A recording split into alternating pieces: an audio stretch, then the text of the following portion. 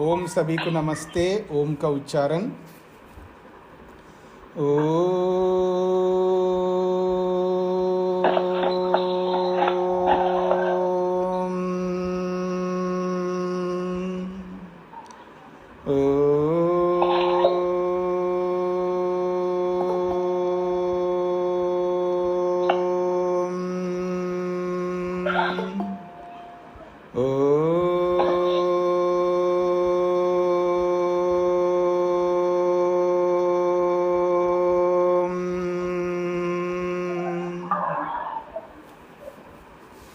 हाँ जी।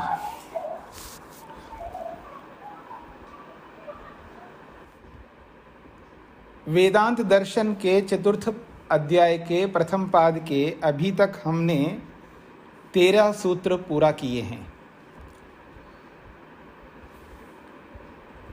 उपासना को लेकर के चर्चा हो रही है। जब उपासना के माध्यम से ब्रह्म की प्राप्ति हो जाती है तो उस स्थिति में जो ब्रह्म दर्शन हो जाता है, साक्षात्कार हो जाता है, उस साक्षात्कार के बाद में जो उसके पाप और पुण्य कर्म हैं वो विनाश को प्राप्त होते हैं, ये बात कही है।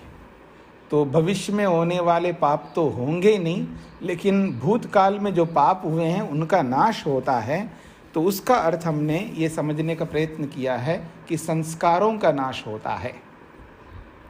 तो आइए 14वां सूत्र है, इतरस्य अपि एवं अश्लेषः पातेतु।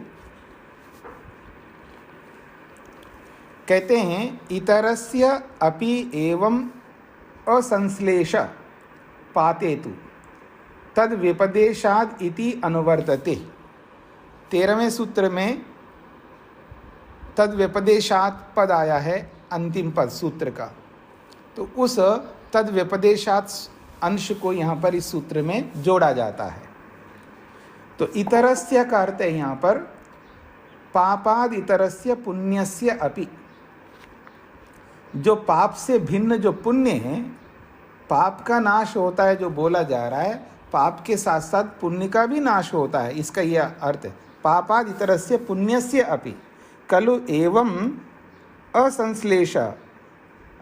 असंश्लेष विनाश रूपः।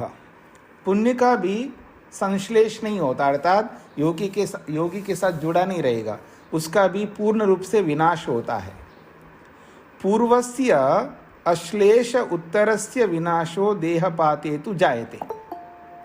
वो कहते हैं पूर्वस्य अश्लेष उत्तरस्य, पूर्व वाला जो पाप है और उत्तरस्य जो भविष्य में होने वाला पाप है, उन सब का विनाश होता है। देहपातेतु जायते, जब शरीर योगी का छूट जाता है, मुक्ति में जाता है, तब उसके भविष्य में तो कोई पाप तो होंगे न, अब शरीर नहीं रहा, लेकिन पूर्व के जो पाप है वो भी विनष्ट हो जाते हैं। तद व्यपदेशः, और ऐसा शास्त्र वर्णन करता है। तथैव तस्य वर्णनात्, ऐसा ही शास्त्र में उसका वर्णन है। क्या वर्णन है? क्षीयन्ते चास्य कर्माणि तस्मिन् दृष्टे परावरे। ये मुंडकोपनिषद का प्रसिद्ध वचन है। उपनिषदकार कहते हैं क्षीयन्ते च अस्य कर्माणि तस्मिन् दृष्टे परावरे। तस्मिन् दृष्टे, उस परमात्मा को देख लेने पर। और कैसा परमात्मा है? परावरे, पर से पर और अवर से अवर, सूक्ष्म से सूक्ष्म और व्यापक से स्थूल से स्थूल, अथवा निकट से निकट और दूर से दूर परमात्मा, अर्थात सर्वव्यापक सर्वत्र परमात्मा को। तो परावरे, जो सर्वव्यापक परमात्मा को दृष्टे देखने पर, अस्या, इस योगी के, कर्माणि, समस्त कर्म जो है, क्षीयन्ते, नष्ट हो जाते हैं, ऐसा मुंडकोपनिषदकार कहना। तो यहाँ पर भी कर्म से कर्म संस्कार ही लिया जाएगा। बृहदारण्यक उपनिषदकार कहते हैं उबेहु हा एवा एषा एते तरति न एनम कृता कृते तपता। कहते हैं उभे, उभे का मतलब है दोनों, उ निश्चित रूप से, हा एवा निश्चित रूप से दोनों ही एषः एते तरति, एषः ये जो योगाभ्यासी है, योगी है, तरति वो तर जाता है। तर जाता का मतलब है अभी दुख सागर से वो तर जाता है। न एनम, ऐसे उस योगी को कृताकृते, कृत और अकृत यानी जो पाप और पुण्य है वो न तपता, फिर उसको दुखी नहीं करते, क्लेशित नहीं करते, वो सब समाप्त होते हैं, ऐसा ये भी कहना चाहते हैं। छांदोग्यकार कहते हैं न वै सतः प्रिया प्रियोर अपहति रस्ति। न वै सतः, यदि शरीर है हमारे साथ में, आत्मा के साथ अगर शरीर है तो कहते हैं प्रिया प्रियो, सुख और दुख इन दोनों का अपहति न, अर्थात सुख और दुख से हम बच नहीं सकते, सुख दुख तो भोगने ही पड़ेंगे। जब तक शरीर है तो शरीर में रहते हुए सुख और दुख से बच नहीं सकते। कोई कहे मैं शरीर में हूँ लेकिन ना तो मैं सुखी होता हूँ ना दुखी होता हूँ, ऐसा कोई नहीं हो सकता। तो कहते हैं ना का मतलब है निषेध कर रहा है, वही निश्चित रूप से। तो कहते हैं वही निश्चित रूप से सतः अर्थात शरीर विद्यमान है, तो प्रिय अप्रियो हो, सुख, प्रिय का मतलब सुख और अप्रिय का मतलब दुख, तो सुख और दुख इन दोनों का अपहति न, अर्थात रहित नहीं हो सकते, अर्थात सुख दुख नहीं हटा सकते जब तक शरीर है। तो शरीर है तो सुख दुख दोनों प्राप्त होंगे। अब भूख प्यास ये सब होते ही रहते हैं। शरीर है तो शरीर में कभी दर्द होता है, शरीर में कहीं कटना होता है, कट जाता है, सूजन आता है, शारीरिक कोई ना कोई रोग उत्पन्न होता है, इसके कारण से भी दुख होता है। ठीक है, हाँ, योगाभ्यासी है अगर विवेकी है तो उसको अविद्या से दुख नहीं मिलेगा। दुख दो प्रकार का प्राप्त होता है, याद रखिएगा। एक होता है जैसे किसी ने आपको एक थप्पड़ मारा, ठीक है जी, अगर मान लो कोई पति थप्पड़ मारे, कमाल है ना, ऐसे कैसे होते हैं लोग। कल मैं मनुस्मृति में बोल रहा था कि कैसे बात करता है पति पत्नी के साथ में, बोलना नहीं आ रहा है पति को या पत्नी को बोलना नहीं आ रहा है, कैसे बात करती है। मतलब ना तो पति को बात करना आ रहा है, ना पत्नी को बात करना आ रहा है, ना गुरु को बात करना आ रहा है, ना शिष्य को बात करना आ रहा है। व्यक्ति ये सीख ही नहीं पा रहा है किससे क्या बात करूं, कैसे बात करूं। तो बात करना आनी चाहिए ना व्यक्ति को, किस तरह हमें बात करना चाहिए, कौन व्यक्ति हमारे सामने है, उनके साथ हमें कैसे बात करनी चाहिए, किस प्रकार बात करनी चाहिए। तो बात करना नहीं आ रहा, अब बात करना ही नहीं आ रहा है तो मारपीट करना भी उसके लिए कोई बड़ी बात नहीं है। तो किसी ने हमें मारा है तो चोट पड़ेगा तो दुख होगा ना, कष्ट होगा ना। ऐसा थोड़ा कि कोई योगी है तो उसको कितना ही मारे उसको दुख नहीं होगा। ये तो लोग कहते हैं उसको हारे से काट दो तो भी उसको दुख नहीं होगा, ऐसा कैसे होगा। नहीं, तो शरीर है, शरीर में है तो दुख भी होगा और सुख भी होगा। अगर आप मेरे को लड्डू खिलाएंगे, मैं खाऊं तो मेरे को सुख नहीं होगा लड्डू से। आप भोजन खिलाएंगे, भोजन से मेरे को सुख नहीं मिलेगा। अब गर्मी आ गई है तो आप शरबत पिलाओगे मेरे को बादाम का, क्यों जी, तो मेरे को सुख नहीं मिलेगा। तो संसार का कोई भी पदार्थ अगर मैं जिसको भोग रहा हूं, सुख तो मिलेगा, उसको रोक नहीं सकता मैं। चाहे वो योगी हो भोगी हो, उसको सुख मिलेगा। शरीर जब तक है तो सुख दुख मिलेंगे। ये तो हो गए जो प्रकृति से हमें साक्षात दुख प्राप्त होता है, साक्षात सुख प्राप्त होता है। तो वस्तु में सुख और दुख है, अगर वो हमें प्राप्त हो रहे हैं शरीर के माध्यम से तो उसको हम रोक नहीं सकते, योगी हो भोगी हो चाहे कोई भी हो। और एक जो सुख दुख होते हैं वो अविद्या से होते हैं। अविद्या से का मतलब है पता नहीं आप मेरे बारे में क्या सोच रहे हैं, और ऐसे सोच सोच करके दुखी होता है व्यक्ति। पता नहीं मेरे बारे में, जैसे सास सोच रही होती है, पता नहीं बहू मेरे बारे में क्या सोच रही है, और बहू जो है ये भी सोच रही होती, पता नहीं सास जो है मेरे बारे में क्या सोच रही है। सास अगर किसी से बात कर रहे तो उसको लगता है मेरे बारे में बात कर रही है, ऐसे दोनों को लग रहा है। ऐसे अविद्या से दुखी होता रहता है व्यक्ति, अपनी मूर्खता से बहुत दुखी होता है। तो ये अविद्या जन्य दुख कहलाता है, अर्थात अविद्या से दुख उत्पन्न करता है। और ऐसे ही अविद्या से सुख भी उत्पन्न करता है, मोह से सुखी होता रहता है। मोह से, अज्ञानता से भी तो सुख, जैसे अविद्या से दुखी होता है तो अविद्या से सुखी भी होता है। राग से सुख नहीं होता है, राग करता है व्यक्ति तो राग से सुख मिलता है ना। तो जो राग द्वेष से सुख दुख मिलते हैं अविद्या से, उनको पूरा हम बंद कर सकते विवेक से। योगी क्या करता है, जो अविद्या से जो सुख दुख होते हैं उसको 100% पूर्ण रूप से रोक सकता है, क्योंकि वो तो अविद्या जन्य है, वो स्वयं के हाथ में है। लेकिन जो स्वयं के हाथ में नहीं है, शरीर मेरे हाथ में नहीं है, वो तो शरीर जब तक मेरे साथ जुड़ा हुआ है तो उसके साथ जो भी सुख दुख प्राप्त होंगे उसको तो मेरे को भोगना पड़ेगा, उसको रोक नहीं सकता। लेकिन जो मैं स्वयं पैदा कर रहा हूँ, स्वयं उत्पन्न कर रहा हूँ अविद्या से, तो अविद्या से अगर मैं सुख उत्पन्न करता हूँ उसको रोक सकता हूँ। अर्थात मैं राग नहीं करूँगा किसी से तो सुख नहीं मिलेगा, क्योंकि सुखानुशयी राग, तो राग से सुख प्राप्त होता है। तो उस राग को मैं रोकूं तो मेरे को सुख नहीं मिलेगा। और मैं द्वेष करूं नहीं किसी से, तो जब द्वेष ही नहीं करूंगा तो दुख भी नहीं होगा।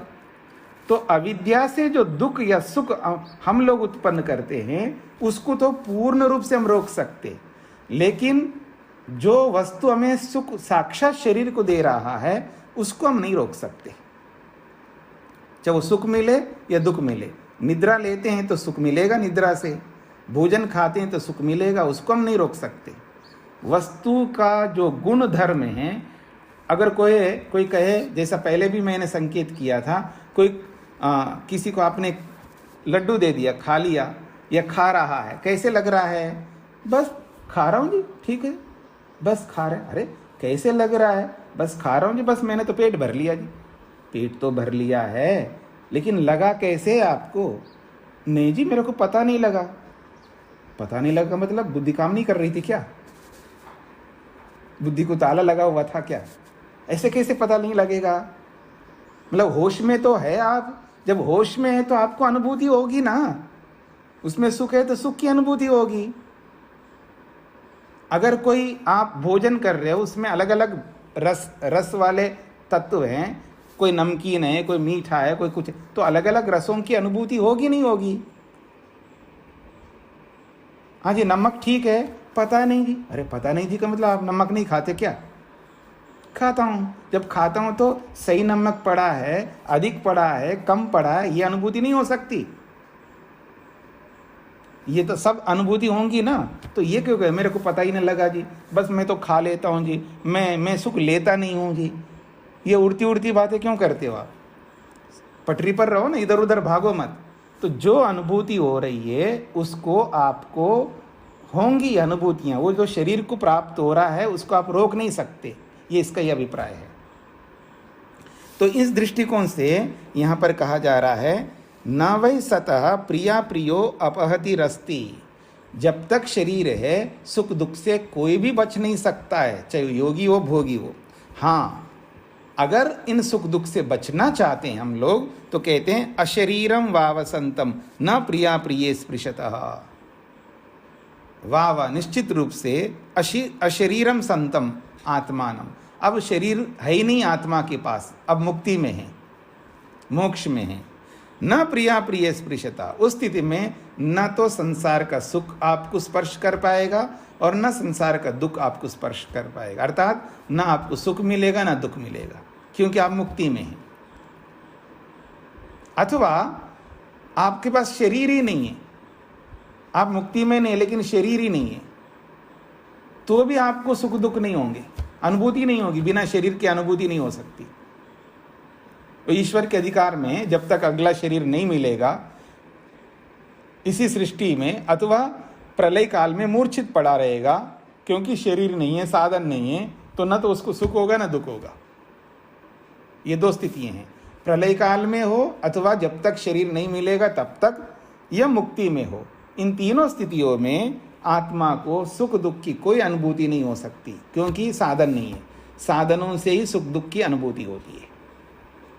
और फिर भी इन सुख दुखों से बचना चाहता है व्यक्ति, बार बार ये संसार में रोज खाना पड़ रहा है, रोज उठना पड़ रहा है, रोज पढ़ना पड़ रहा है, रोज ये करना वो करना पड़ रहा है, ये झंझाल है, इन झंझट से मैं ऊपर उठना चाहता हूँ, तो फिर मुक्ति में चलना है। मुक्ति में ये सुख दुख कभी नहीं होंगे। ये कहना चाह रहे हैं, अशरीरम वावसंतम न प्रिया प्रिय स्पृशता। जिसके पास शरीर नहीं है, या तो मुक्ति में है या शरीर रहित है, उसको सुख दुख स्पर्श तक नहीं कर सकते। शरीर पातानंतरम ब्रह्मोपासकस्य पुण्यमपि क्षयम गच्छति। तो कहते हैं शरीर पातानंतरम ब्रह्मोपासकस्य, जो ब्रह्म का उपासना करने वाला जो ब्रह्मोपासक है, अर्थात जिसको ईश्वर का दर्शन हो गया है, अब शरीर उसका छूट गया है, मुक्ति में जा रहा है, तो उसका पुण्य भी समाप्त हो जाता है। क्योंकि इतरस्य अपि एवं ऐसा बोला है सूत्रकार ने, यानी जैसे पाप नष्ट होता है ऐसे पुण्य भी उसका नष्ट हो जाता है। तो इसका यही अर्थ लेना है, पाप और पुण्य के जो संस्कार है वो नष्ट हो जाते हैं, ऐसा समझना चाहिए। सूत्रार्थ लिखिए, 14वें सूत्र का अर्थ, जिस प्रकार योगी पाप से नहीं जुड़ता, जिस प्रकार योगी पाप से नहीं जुड़ता,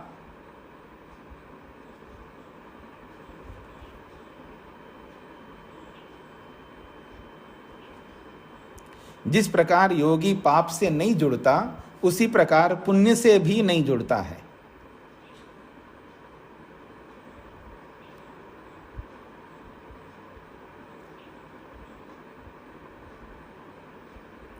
जिस प्रकार योगी पाप से नहीं जुड़ता, उसी प्रकार पुण्य से भी नहीं जुड़ता है। और शरीर के छूट जाने पर, और शरीर के छूट जाने पर तो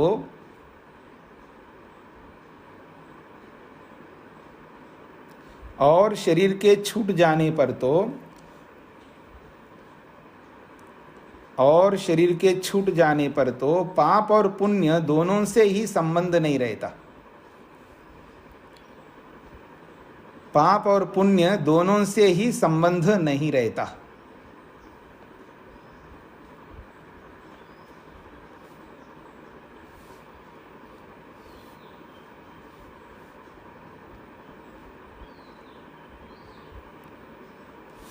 जिस प्रकार योगी पाप से नहीं जुड़ता, उसी प्रकार पुण्य से भी नहीं जुड़ता है। और शरीर के छूट जाने पर तो पाप और पुण्य दोनों से ही संबंध नहीं रहता। जब ईश्वर की प्राप्ति होती है ना, ईश्वर का दर्शन होता है, तो वो पाप से नहीं जुड़ सकता, क्योंकि अविद्या नहीं है, एक बात। दूसरी बात, जैसे पाप से नहीं जुड़ता वैसे पुण्य से भी नहीं जुड़ता, क्योंकि उसको पुण्य करना ही नहीं है, निष्काम कर्म कर रहा है। तो निष्काम कर्म करने वाला पुण्य क्यों करेगा? तो इसका इस रूप में इसका अर्थ कर दिया है, जिस प्रकार योगी पाप से नहीं जुड़ता। कब नहीं जुड़ता जी? ईश्वर दर्शन होने पर। तो जिस प्रकार योगी पाप से नहीं जुड़ता, उसी प्रकार पुण्य से भी नहीं जुड़ता, क्योंकि पुण्य भी नहीं करना है। और शरीर के छूट जाने पर तो पाप और पुण्य दोनों से ही संबंध नहीं रहता, क्योंकि मुक्ति में चला गया। अगला सूत्र है, अनारब्ध कार्ये एवतु पूर्वे तदवधे। कहा जा रहा है, ये खलु पूर्वे पुण्य पापे अनारब्ध कार्ये अनारब्ध फले स्तः ते एवतु विनाश्यता ब्रह्मादिगमे। ब्रह्मादिगमे, ब्रह्म की जब प्राप्ति होती है, ब्रह्म का दर्शन हो जाता है, ये खलु पूर्वे पुण्य पापे, जो पहले किए गए पाप और पुण्य हैं, और वो कैसे हैं? अनारब्ध कार्य, जिन्होंने फल देना प्रारंभ नहीं किया है, इसलिए अनारब्ध फले अर्थ किया है उन्होंने। तो अनारब्ध कार्य का मतलब है अनारब्ध फले, जिन्होंने अपना फल देना आरंभ नहीं किया है, ऐसे पाप पुण्य हैं दोनों प्रकार के। वही विनश्यता, वो दोनों ही पाप और पुण्य विनाश को प्राप्त होते हैं जिन्होंने अपना फल देना प्रारंभ नहीं किया। इसका ये अर्थ है 3 प्रकार के कर्म होते हैं जी। एक का नाम है प्रारब्ध कर्म, जिसको आप बोलते हैं प्रारब्ध, जिसको आप बोलते हो ना नसीब। देखो जी मेरे नसीब में जो लिखा है वो मिलेगा, वो है प्रारब्ध। और दूसरा होता है संचित, और तीसरा होता है क्रियमान। तो क्रियमान, प्रारब्ध और संचित, ऐसे 3 प्रकार के कर्म होते हैं। क्रियमान का मतलब होता है अभी वर्तमान में जो आप लिख रहे हो ना, मैं जो बोल रहा हूं, ये क्रियमान कर्म है। वर्तमान में कर्म चल रहा है, जो वर्तमान में प्रेजेंटली जो कंटिन्यूसली जो कर्म चल रहा है, हम लोग कर्म कर रहे हैं, ये सब क्रियमान है।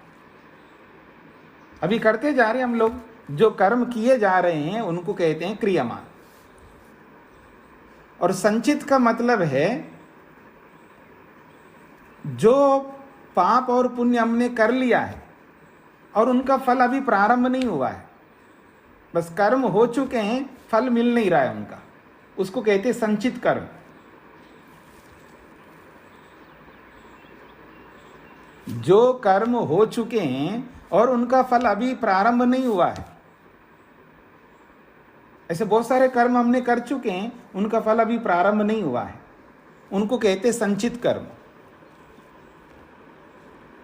मैं आपको उदाहरण देता हूं, जैसे आपने मान लीजिए सोमयाग किया है। किस लिए किया है जी? स्वर्ग कामो ये जेता, स्वर्ग के लिए आपने सोमयाग किया है। ऐसे बहुत बड़े बड़े पुण्य कर्म किया है, ये मान करके किया है आपने, मेरे को अगला जन्म बहुत अच्छा मिले भगवान, ये परमेश्वर मेरे को इस जन्म में तो देख लिया मैंने कितने कष्ट भोगा है, अब मैं ऐसा जन्म नहीं चाहता हूँ, अगला बहुत अच्छा जन्म चाहिए। तो अच्छे जन्म के लिए आप बड़े बड़े पुण्य कर्म किए, कर चुके हैं, हो गए आपके, अच्छी बात है। कौन कौन किसने किया है जी आप में से? तो आप बड़े पुण्य कर्म कर लिए, अब वो संचित कर्म हो गए, अभी उनका फल प्रारंभ नहीं हुआ है। तो ऐसे जो कर्म होते हैं जो संचित कहलाते हैं, जिनका कर्मों का फल अभी प्रारंभ नहीं हुआ। और तीसरा वो है प्रारब्ध कर्म, जिनका फल हमें प्रारंभ हो गया, फल मिल रहा है, प्रारंभ हो गया। जैसे ये वर्तमान का शरीर जो है, ये प्रारब्ध कर्मों का फल है। मतलब उन्हीं संचित कर्मों के एक कैटेगरी, एक वो विभाग है जो हमें फल देना शुरू कर दिया, वो कर्म। तो जिन कर्मों का फल हमको मिल रहा है, शरीर के रूप में मिला हुआ है, पर ये अभी समाप्त थोड़ा हुआ है। ये फल जब तक 100 साल पूरा नहीं करेंगे तब तक ये फल समाप्त नहीं होगा ना। तो ये इसको कहते हैं प्रारब्ध कर्म। तो जाति, आयु और भोग हमको जो मिला हुआ है, भोग भी अभी समाप्त नहीं हुआ, अभी भोगते जाएंगे, जब तक जिएंगे तब तक भोगेंगे। तो भोग भी प्रारंभ हुआ है। जाति तो एक बार मिल गया, मतलब शरीर मनुष्य जाति मिल गई, ठीक है, वो तो मिली हुई है, बनी रहेगी। भोग तो निरंतर चलता रहेगा, और आयु भी निरंतर चलती रहेगी जब तक जिएंगे। तो ये जो प्रारब्ध कर्म हैं, इनका फल प्रारंभ हो चुका है। तो यहाँ पर उन कर्मों के लिए कहा जा रहा है, क्रियमान कर्म तो अभी हम कर रहे हैं, उसका तो फल का कोई प्रसंग नहीं है। वो तो जब पूरा हो जाएंगे कर्म, तब वो किस में जाएगा? संचित में जाएगा, प्रारब्ध में जाएगा, वो निर्णय परमात्मा करेगा। क्योंकि किसी कर्म का फल तत्काल देगा परमात्मा, किसी कर्म को संचित रखेगा, बाद में देंगे। तो क्रियमान कर्मों को छोड़ दीजिएगा। अब रहा प्रारब्ध कर्म। प्रारब्ध कर्म तो फल भोग ही रहे हैं, वो तो मिल ही रहा है हमको, उसको कैसे समाप्त करोगे आप? वो तो भोग रहे हो ना। मतलब जैसे अभी शरीर है हमारा, इसको अभी वर्तमान में फल मिल रहा है हमको, प्रारब्ध कर्म है, उसको भी तो नष्ट नहीं कर सकते ना हम लोग। मतलब शरीर में हम रह रहे हैं, फल भोग रहे हैं, तो मर थोड़ा जाएंगे हम लोग, नष्ट थोड़ा होगा ये प्रारब्ध कर्म। तो भोग करके नष्ट होगा प्रारब्ध कर्म। प्रारब्ध कर्म भोग करके नष्ट होगा, बिना भोगे नष्ट नहीं हो सकता। इसलिए योग दर्शन में प्रश्न किया है कि आपने समाधि लगाई है और आपने संस्कारों को दग्ध बीज कर लिया है और जो करने योग्य सारे कर्तव्य पूरे कर लिया है। हाँ, जो मन का काम था भोग अपवर्ग को दिलाना, हाँ, और मन के जो दो काम था, दो काम थे भोग और अपवर्ग, उन दोनों को पूरा कर लिया। अब मन का कार्य तो पूरा हो गया, तो शरीर फिर भी क्यों जिंदा है, ऐसा प्रश्न किया उसने। शरीर को तो नष्ट हो जाना चाहिए। तो उत्तर देते हैं नहीं। उसने उत्तर दिया है कि अगर कोई कुमार किसी चक्र को गड़ा बनाने के लिए चक्र को चलाता है, तो जब तक उसमें गति दी हुई है, वो गति जब तक चलती रहेगी तब तक चक्र तो घूमता रहेगा ना। तो ऐसे जो फल प्रारंभ हो गया हमारा, तो जब तक ये फल समाप्त नहीं होगा तब तक शरीर बना रहेगा। ऐसे एकदम ब्लास्ट कैसे होगा, बिना भोगे समाप्त नहीं होगा शरीर। तो ये प्रारब्ध कर्मों का फल जब तक भोगेंगे नहीं तब तक शरीर चलता रहेगा। ये अलग बात है, हम अपनी मूर्खता से पहले मर जाते हैं गलत कर्मों को करके। अलग अलग गलत कर्म कर लेते हैं, हमें समझ में नहीं आता कि ऐसे गलत कर्म हमें नहीं करना चाहिए। तो एक्सीडेंटली जो मर जाते हैं हम लोग, हार्ट अटैक से या किसी न किसी रोग से या गलत आदतों से या असावधानी से, किसी न किसी रूप में हम शरीर को जल्दी समाप्त करते हैं। तो जो प्रारब्ध फल पूरा हुए भी नहीं समाप्त होता है, वो हमारी गलती, एक्स्ट्रा गलती हो जाती है। मेरी बात को समझ लीजिए, मेरे को देख रहे हैं ना आप लोग, कि एक बच्चा जो है उसको बार बार बोला है माँ ने कि चाकू मत उठा बेटा, मत उठा मत उठा मत उठा, लेकिन सुनता ही नहीं। छोटा सा बच्चा है, 3 साल का 4 साल का, और वो छुपा लेती है, और जहाँ से छुपा है वहाँ से भी निकाल के ले आता है। बच्चा है, अब वो फिर वो खेल रहा है, वो भी सब्जी काटने की तरह, माँ जैसे सब्जी काटती है ऐसे ही, और खेलता खेलता आ रहा, उंगली काट लिया तो रो पड़ा। ठीक है जी, रो पड़ा तो कष्ट हो रहा है, दुख हो रहा है तो रो पड़ा। और माँ आती है, समझदार माँ क्या करती है, एक थप्पड़ मारती ऊपर से। तो समझ में आया ना, भले आदमी वो पहले से उसको दुख हो रहा है, रो रहा है, कट गया है, तो फिर ऊपर से एक थप्पड़ और मार दिया माँ ने। बहुत अच्छा किया। मैं होता तो माँ के रूप में 2 और थप्पड़ मारता। इतना समझाया फिर भी नहीं समझ रहा। अरे कैसे समझेगा बालक? बालक भी समझ सकता है, अपने ढंग से, बचपना के ढंग से समझ लेगा। वो संस्कार दिए जाते समझाने के। हमने समझाया नहीं ठीक से, उसको परवरिश नहीं किया है, और उसको जो मांगता है तत्काल देते रहते हैं। थोड़ा सा भी उसको वेट करने नहीं देते, उसको सहन शक्ति उसके अंदर नहीं लाने देते हैं। ये तो हमारी कमी होगी। अगर हम उसके अंदर सहन शक्ति, बहुत सारे गुणों को हम धारण कराएंगे तो वो समझ सकता है बच्चा। अब हमने ऐसे परवरिश नहीं किया तो हमारी भी गलती हो सकती है, लेकिन ठीक परवरिश करने के बाद भी गलती करेगा तो 1 थप्पड़ क्या 2 थप्पड़ भी मारना चाहिए। दंडः शास्ति प्रजा सर्वा, एक बात। और महर्षि पतंजलि कहते हैं लालनाश्रयिनो दोषा ताड़नाश्रयिनो गुणः।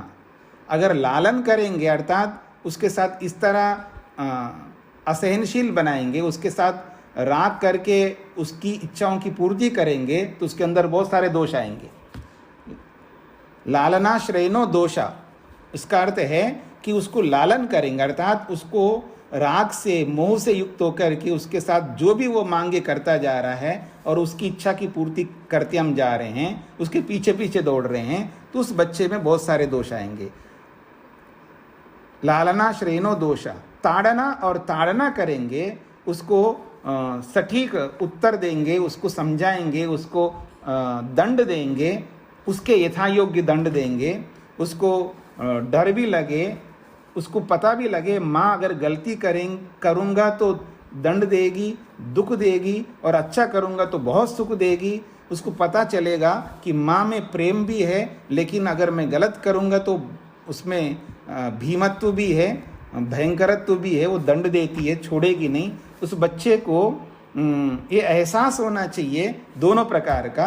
अगर मैं ठीक रहूँगा तो बहुत प्रेम करती है, और कोई भी गड़बड़ करता हूँ तो दंड जरूर देती है, बिना दंड दिए रहेगी नहीं, और दंड देने के बाद में फिर दंड ही नहीं देती रहेगी। अगर मैं अच्छा करता जाऊँगा तो और अच्छा फल देती रहेगी। तो उस बच्चे के मन में जब हम अच्छाई रखेंगे तो ठीक प्रकार से चलता रहेगा। अगर फिर भी और जानबूझ करके दंड गलत करता है तो उसको तो दंड दिया जाना चाहिए, ताकि दंड देने से ही सुधार आता है। ऐसा महर्षि पतंजलि भी कहते हैं और सारे शास्त्र कहते हैं। तो यहाँ पर बोला जा रहा है कि जब व्यक्ति गलती किया है तो उसको तो एक्स्ट्रा दंड मिलेगा। तो जैसे बच्चा चाकू से काट लेता है, एक दुख तो मिल रहा है, एक दंड तो मिल गया उसको कष्ट, और ऊपर से एक थप्पड़ और मारा तो डबल दंड मिल गया। तो यही भगवान करेगा हम पर, ये मैं कहना चाह रहा था। अगर हम भगवान ने हमको प्रारब्ध फल दे दिया 100 साल के लिए और हम 50 साल में जल्दी मर जाएंगे, जब कभी जल्दी मरेंगे फल को पूरा भोगे बिना, तो नहीं पूछेगा तुमको हमने 100 साल के लिए भेजा है तो पहले ही समाप्त कैसे करके आ रहे हो? क्या उसका दंड नहीं मिलेगा? कभी सोच नहीं सकते हम लोग इस बारे में? ये सोचना पड़ेगा हमको। अब भगवान छोड़ेगा थोड़ा है।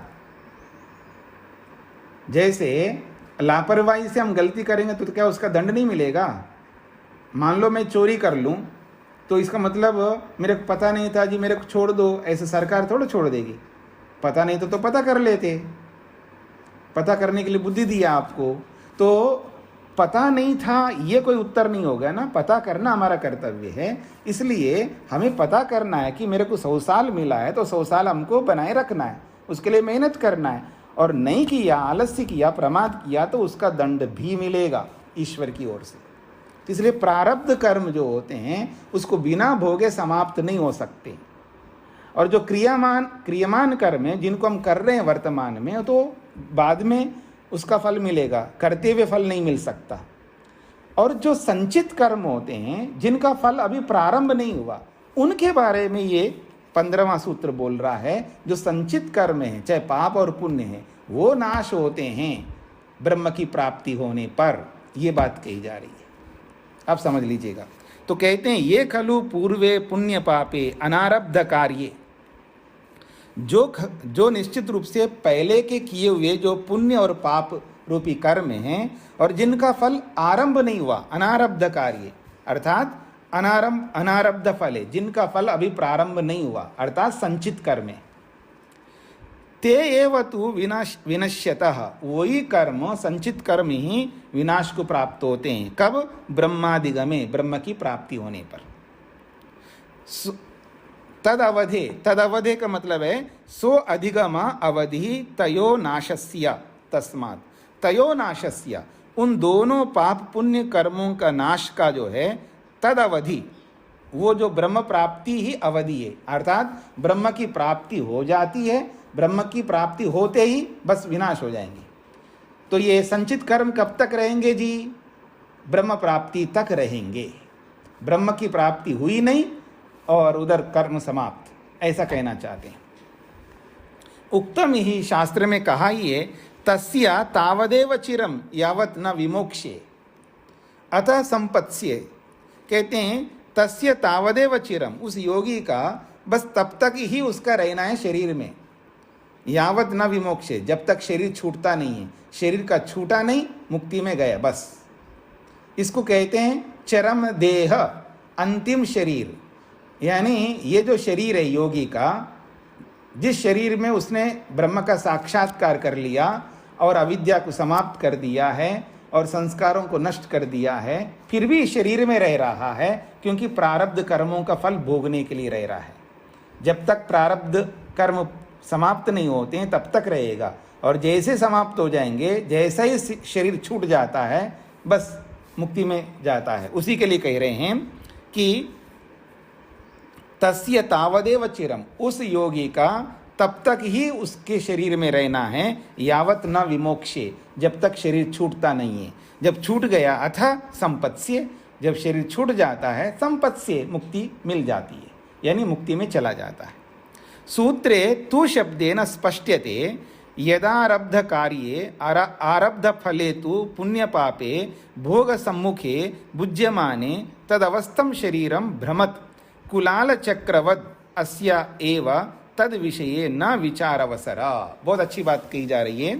सूत्र में जो तू शब्द आया है, तू का मतलब होता है तो तू शब्द से स्पष्ट किया जा रहा है, यदा आरब्ध कार्ये, आरब्ध फले, जो आरब्ध कार्य अर्थात जो फल प्रारंभ हो चुका है, अर्थात प्रारब्ध कर्मों के लिए बोला जा रहा है, जो प्रारब्ध पाप पुण्य कर्म हैं, भोग सम्मुखे, जो कि भोग हमारे सम्मुख विराजमान है, भुज्यमान है, जिनका फल हम भोग रहे हैं, तद अवस्थम शरीरम, उस प्रारब्ध कर्मों का जो फल रूपी जो शरीर है ये तो बना रहेगा, ये नष्ट नहीं हो सकता। उदाहरण दे रहे उसके लिए, ब्रह्मत कुलाल चक्रवत, जो घूमता हुआ कुम्हार का जो चक्र है, जो कुम्हार ने घड़े को बनाने के लिए चक्र को घुमाया है, उसमें वेग उत्पन्न किया है, तो जब तक वो वेग रहेगा तब तक ब्रह्मत, वो चक्र घूमता जाएगा। तो तद विषय न विचार अवसर, उस प्रारब्ध फलों के लिए ये विचार नहीं हो रहा है कि समाप्त होने के संदर्भ में जो विचार चल रहा है, पाप पुण्य नष्ट होते हैं, ये प्रारब्ध कर्मों के विषय में नहीं चल रहा है ये विचार। ये बात हो रही है संचित कर्मों के लिए। इस सूत्र में संचित कर्मों का विचार चल रहा है, प्रारब्ध कर्मों का विचार नहीं चल रहा है। प्रारब्ध कर्म तो बने रहेंगे जब तक फल भोग समाप्त नहीं होता। उसके लिए कुलाल चक्र का अर्थात कुम्हार का जो चक्र है उसका उदाहरण दिया है। जैसे कुम्हार का चक्र वो घुमाता रहता है पकड़ करके, पर वो हाथ हटा देता है, फिर भी वो घूमता रहता है। जब हाथ हटा दिए तो क्यों घूम रहा है जी? तो आप क्या उत्तर दोगे? भाई उसमें आपने वेग उत्पन्न किया, जब तक वो वेग बना रहेगा तब तक तो घूमता रहेगा ना। तो ये जो प्रारब्ध जो आपने दे दिया है, वो जब तक वो प्रारब्ध रहेगा तब तक शरीर रहेगा, ये इसका अभिप्राय है। सूत्र का अर्थ लिखिएगा, पूर्व संचित पाप पुण्य कर्म, पूर्व संचित पाप पुण्य कर्म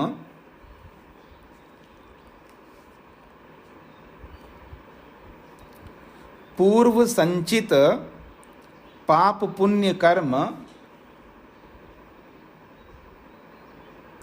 पूर्व संचित पाप पुण्य कर्म जिनका फल भोगना प्रारंभ नहीं हुआ,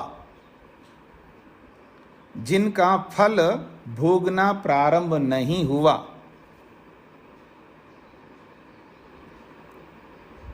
जिनका फल भोगना प्रारंभ नहीं हुआ, उन कर्मों का ही नाश होता है, उन कर्मों का ही नाश होता है।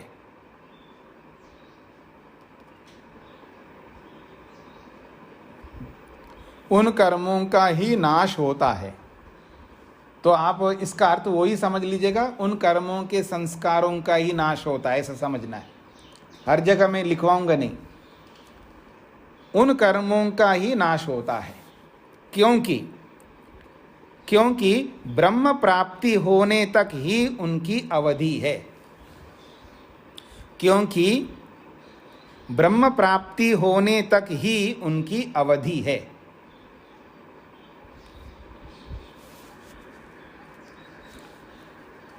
क्योंकि ब्रह्म प्राप्ति होने तक ही उनकी अवधि है।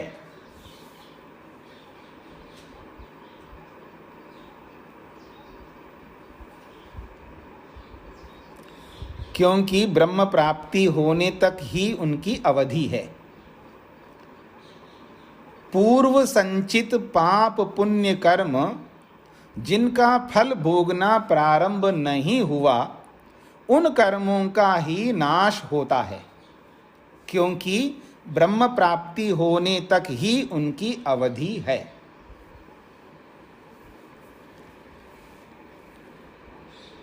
अगला सूत्र है, बहुत महत्वपूर्ण सूत्र है। मैं पीछे अनेक बार आप लोगों को दोहराया कि जो नित्य कर्म होते हैं वो मुक्ति के लिए होते हैं, मोक्ष प्राप्त करने के लिए होते हैं। उन नित्य कर्मों को हमें निष्काम कर्म बनाने चाहिए, क्योंकि नित्य कर्म मुक्ति के लिए होते हैं। इसका मतलब हम निष्काम भावना से करेंगे तभी तो निष्काम कर्म बनेंगे, नहीं तो नित्य कर्म भी सकाम कर्म बन जाएंगे। जो नित्य कर्म होते हैं, देखिए सकाम कर्म तो मुक्ति के लिए नहीं हो सकते। जैसे आप दर्शेष्टि यज्ञ और पूर्णमासी यज्ञ, चातुर्मासी यज्ञ, या आप सोम याग या अश्वमेध या जो भी अलग अलग बड़े बड़े याग होते हैं, हाँ, वो जो है, जो सकाम कर्म जिनको कहते हैं, वो आप मुक्ति के लिए नहीं बना सकते, वो मुक्ति के लिए होते ही नहीं। नित्य कर्म जो है, जो सबके लिए होते हैं। सकाम कर्म तो हम अपने व्यक्तिगत के लिए कर रहे हैं ना, अपने स्वार्थ के लिए कर रहे हैं, और नित्य कर्म जो होते हैं वो प्राणी मात्र के लिए होते हैं। जो जो कर्म प्राणी मात्र के लिए होते हैं वो सब मुक्ति के साधन बनते हैं, परंतु उनको मुक्ति का साधन तभी बनाएंगे हम, यानी तभी बनेंगे जब उनको निष्काम भावना से करेंगे। और निष्काम भावना ऐसी नहीं आती केवल मैं हाँ जी निष्काम भावना से कर रहा हूँ तो ऐसे नहीं बनेंगे।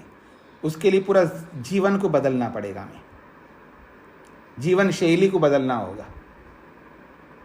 उसके लिए जब योग दर्शन आप पढ़ेंगे, कर्मों का प्रसंग जब आप विस्तार से पढ़ेंगे, तभी समझ में आएगा कि निष्काम कर्म कैसे बनाए जाते हैं। तो आइए 16वां सूत्र है, अग्निहोत्रादि तु तत्कार्याय एव तद दर्शनात्। बहुत अच्छा सूत्र है। अग्निहोत्रादि तु तत्कार्याय एव तद दर्शनात्। आश्रमांतर सहकारी कर्म अग्निहोत्रादि। आश्रमांतर का मतलब है जो सन्यासी से अतिरिक्त जो 3 आश्रम हैं, तो उनको आश्रमांतर शब्द से बोला है।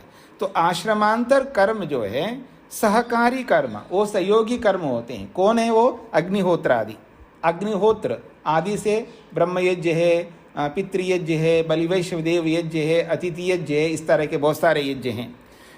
तो कहते हैं अग्निहोत्र आदि तो तत्कार्याय, तत्कार्याय को खोला है, ब्रह्म ज्ञान कारणाय एव अस्ति। ब्रह्म प्राप्ति के कारण के लिए ही होती हैं। ये जो आश्रमांतर जो कर्म हैं, ये अग्निहोत्र आदि जो कर्म हैं, ये ब्रह्म ज्ञान की प्राप्ति के लिए, मुक्ति को प्राप्त करने के लिए ही उसके सहयोगी होते हैं।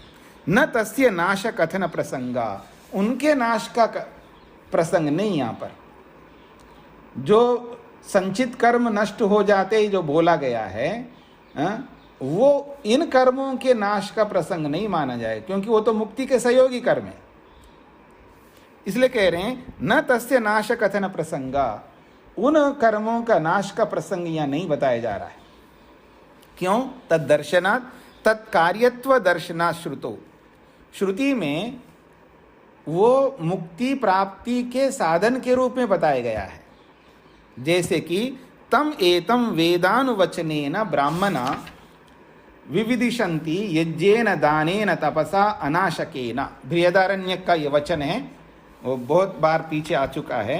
कहते हैं तम एतम, इस परमपिता परमेश्वर को वेदानुवचनेन, वेद स्वाध्याय के द्वारा, वेदानुवचन का अर्थ होता है वेद स्वाध्याय के द्वारा। स्वाध्याय का बहुत महत्व है।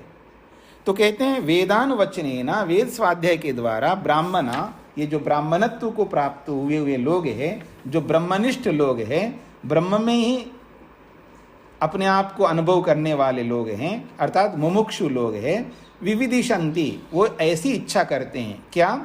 यज्ञेना, जो यज्ञ के द्वारा, अग्निहोत्रादि जो यज्ञ होते हैं, महायज्ञ होते हैं, पंचमा यज्ञ होते हैं, उन यज्ञों के द्वारा, दानेना, त्याग के द्वारा, बहुत बड़ा दान के द्वारा, और अनाशकेन तपसा, जो नष्ट ना होने, शीघ्र नष्ट ना होने वाले तप के द्वारा, यानी बड़े बड़े बड़ी बड़ी तपस्याएं की जाती हैं ब्रह्म को प्राप्त करने के लिए। छोटी मोटी नहीं, बहुत बड़ी घोर तपस्या की जाती। तो शीघ्र ना नष्ट होने वाली बड़ी बड़ी तपस्याओं के द्वारा, बड़े बड़े दानों के द्वारा, और जो सर्व कल्याणार्थ जो यज्ञ होते हैं, उन यज्ञों के द्वारा विविदिशन्ति, परमात्मा को प्राप्त होते हैं या परमात्मा को प्राप्त करने की इच्छा रखते हैं, ऐसा प्रमाण कहता है। सूत्रार्थ लिखिएगा। अग्निहोत्र आदि कर्म तो, अग्निहोत्र आदि कर्म तो, अग्निहोत्र आदि कर्म तो, अग्निहोत्र आदि कर्म तो उस ब्रह्म विद्या की प्राप्ति के लिए, उस ब्रह्म विद्या की प्राप्ति के लिए, उस ब्रह्म विद्या की प्राप्ति के लिए सहायक होते हैं या सहयोगी होते हैं। उस ब्रह्म विद्या की प्राप्ति के लिए सहयोगी होते हैं।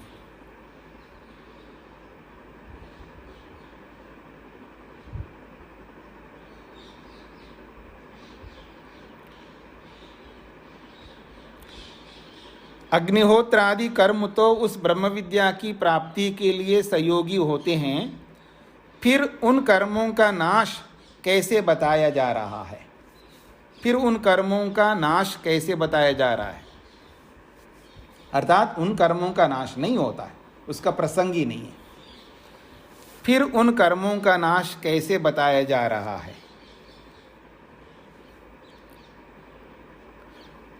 और शास्त्र उन कर्मों को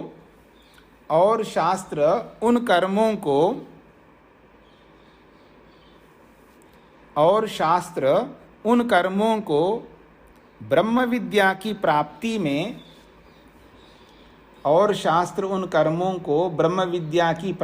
में सहायक बताते हैं। और शास्त्र उन कर्मों को ब्रह्म विद्या की प्राप्ति में सहायक बताते हैं।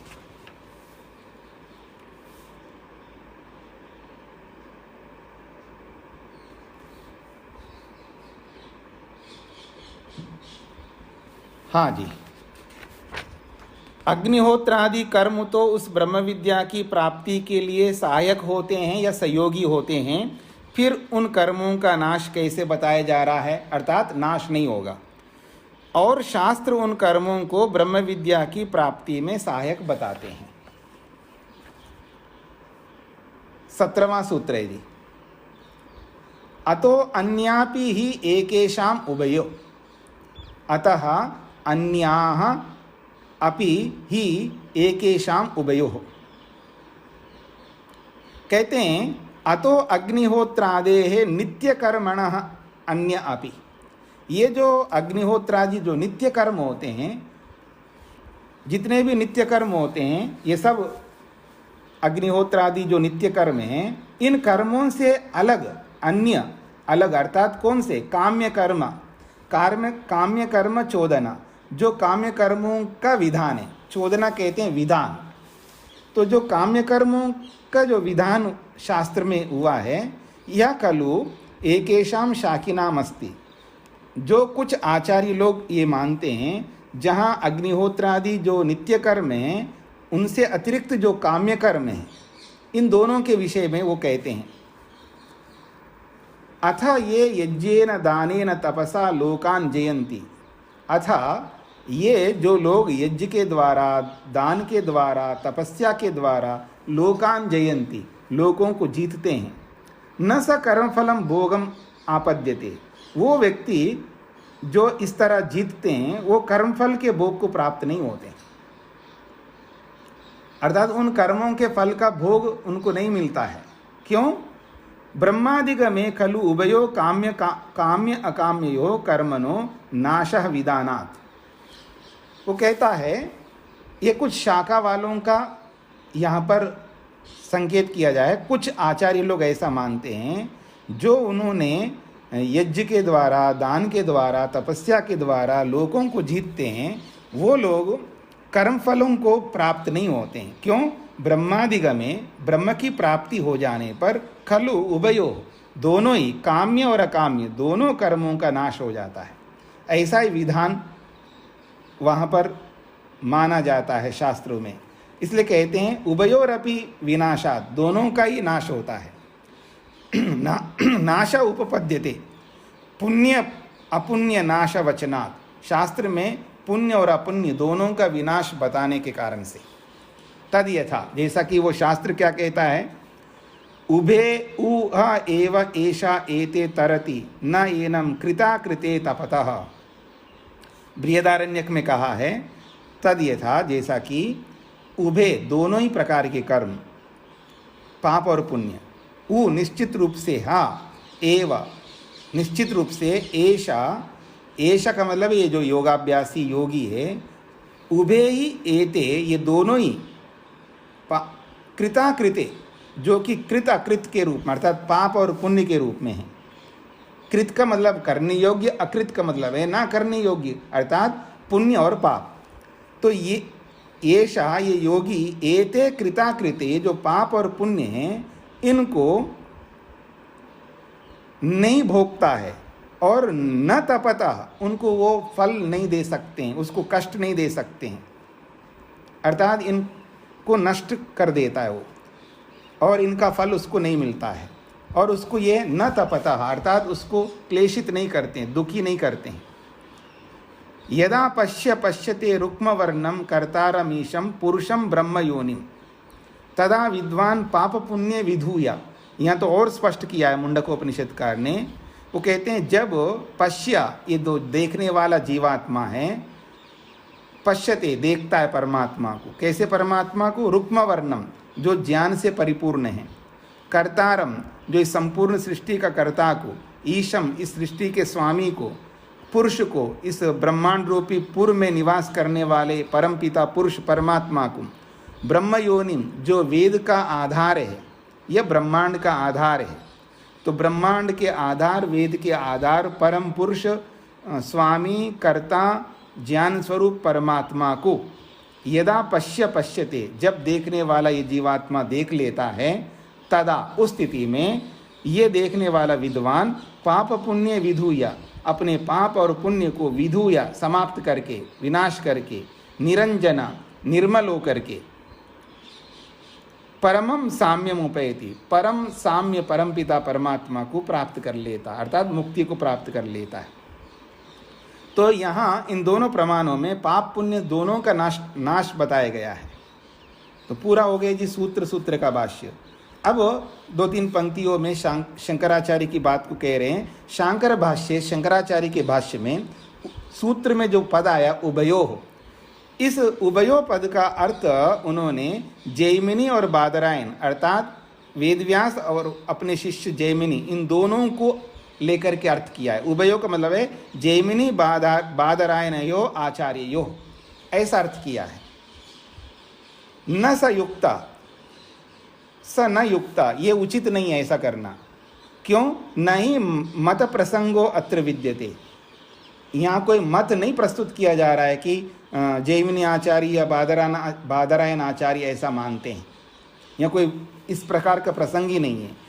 पूर्व सूत्रे, इससे पहले वाला जो 16वां सूत्र है, उसमें अग्निहोत्रादि कर्म के बारे में चर्चा आई है। अत्र च अतो अन्य का मतलब है, अतो अन्य का मतलब है उस अग्निहोत्रादि कर्मों से भिन्न अर्थ लेना चाहिए, ना कि जैमिनी आचार्य से भिन्न बादरायण आचार्य का ऐसा मत है, अथवा दोनों का ये ऐसा मत है, इस तरह अर्थ नहीं करना चाहिए। तो काम्य चोदन अस्ति इति उभयो कथन संबंध। अत्र च अतो अन्य, इस सूत्र के द्वारा काम्य चोदना, जो पहले सूत्र में नित्य कर्मों की बात की है, तो इस सूत्र में काम्य चोदना अर्थात सकाम कर्मों का कथन किया है। तो उभयो शब्द से इन दोनों का अर्थ यहाँ पर संबंध रखता है, ना कि शंकराचार्य का कहना जैमिनी और बादरायण को अर्थ करना है उभयो शब्द से, ऐसा ये कहना चाहते हैं। सूत्रार्थ लिखिएगा। इन नित्य कर्म अर्थात अग्निहोत्रादि, इन नित्य कर्म अर्थात अग्निहोत्रादि, इन नित्य कर्म अर्थात अग्निहोत्र आदि, और काम्य कर्म अर्थात सकाम, और काम्य कर्म अर्थात सकाम,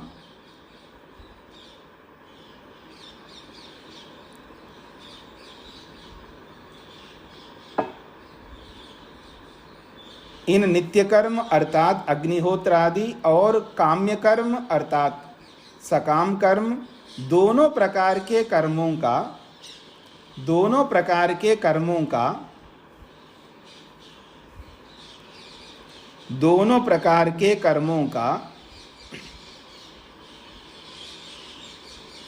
दोनों प्रकार के कर्मों का ब्रह्म प्राप्ति होने पर नाश होता है। दोनों प्रकार के कर्मों का ब्रह्म प्राप्ति होने पर नाश होता है।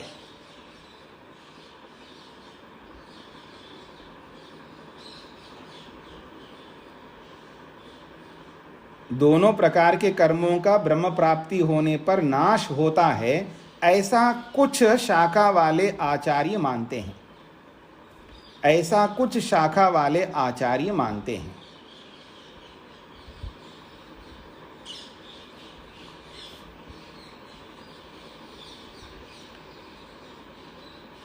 उन नित्य कर्म अर्थात अग्निहोत्रादि और काम्य कर्म अर्थात सकाम कर्म, दोनों प्रकार के कर्मों का ब्रह्म प्राप्ति होने पर नाश होता है, ऐसा कुछ शाखा वाले आचार्य मानते हैं।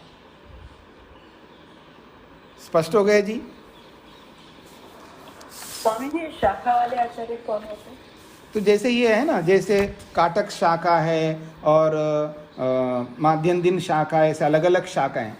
वेद की अलग अलग शाखा है ना, जैसे अलग अलग शाखा के अलग अलग उपनिषदें भी हैं। अच्छा, ठीक है जी। तो इसको यहीं पर विराम देते हैं। अब अगली कक्षा जो आपकी होगी 4 तारीख से होगी जी। अगली कक्षा जो होगी 4 तारीख से होगी। 3 तारीख तक अवकाश है।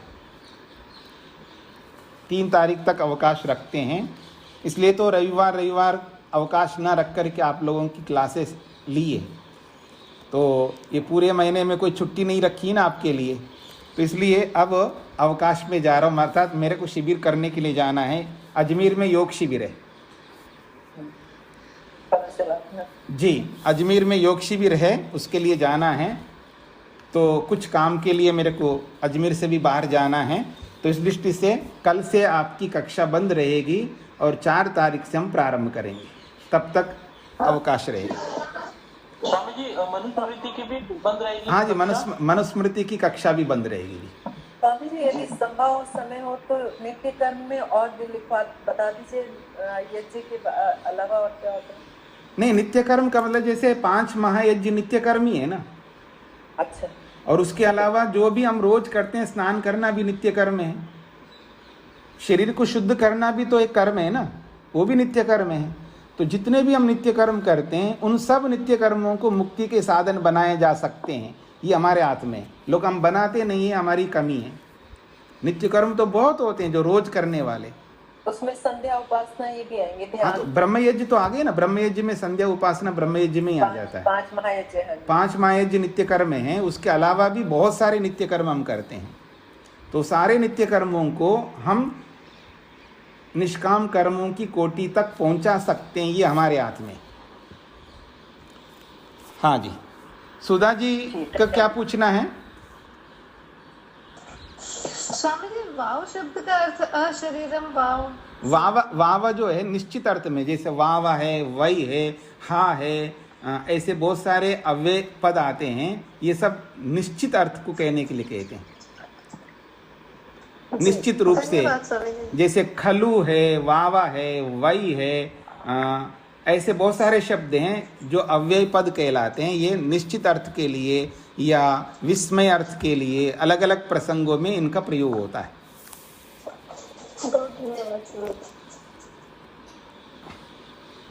अथर्व को क्या प्रश्न पूछना है? अथर्व नाम लिखा आ रहा है। नमस्ते स्वामी जी। जी, मैं ये पूछना चाह रही थी कि ये यम नियम भी इसी के अंतर्गत आएंगे नित्य कर्म? हाँ जी, हाँ जी, हाँ जी, बिल्कुल। जो जो हम नित्य कर्म हम करते हैं, वो सारे नित्य कर्मों को हम मुक्ति के लिए बना सकते हैं।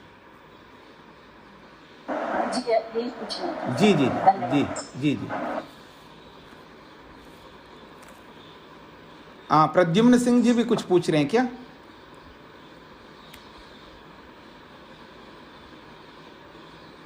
अच्छा, चलिए, तो इसको यहीं पर विराम देते हैं। हाँ, बोलिए। मिल सकती है स्वामी जी, अजमेर में मिल सकती हूँ मैं? हाँ जी, हाँ जी, हाँ जी। मेरा प्रश्न ये था कि जो पुण्य और पाप नष्ट होने की बात हो रही है, तो ये जो संस्कार जो उनके रहते हैं उसी की बात हो रही है, क्योंकि कई बार वो उसमें बोलने में ऐसा आ रहा है कि वो नष्ट हो जाते हैं। तो उसका स्पष्टीकरण किया ना, कर्म नष्ट होते का मतलब है कर्म के संस्कार नष्ट होते हैं। बाकी कर्म जो ये हुए संचित कर्म है, तो संचित कर्म जो है वो नष्ट नहीं होंगे, उनके संस्कार नष्ट होंगे। हाँ जी, हाँ जी, धन्यवाद जी।